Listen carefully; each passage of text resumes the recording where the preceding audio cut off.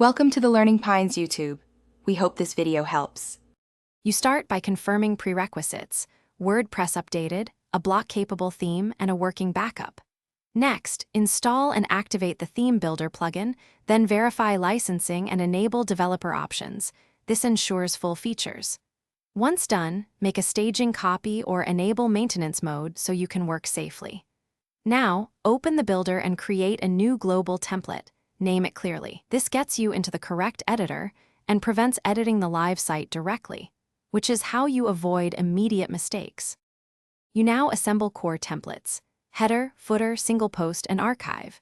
Start with the header, add site title, nav, and dynamic logo, then save as a reusable block so changes propagate. Next, build the single template, inserting dynamic post title, content, meta, and comments. Set responsive controls for small screens. Once done, configure display conditions so templates apply to the right content: front page, home, category, or custom post types. Make sure to preview on multiple breakpoints before publishing to avoid layout regressions.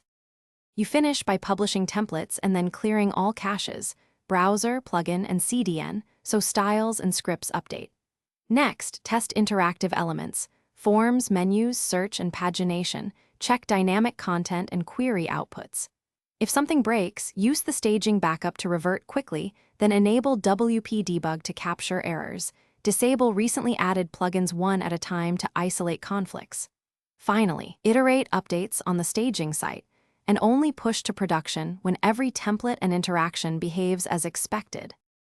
Thanks for watching. Consider subscribing if we helped you.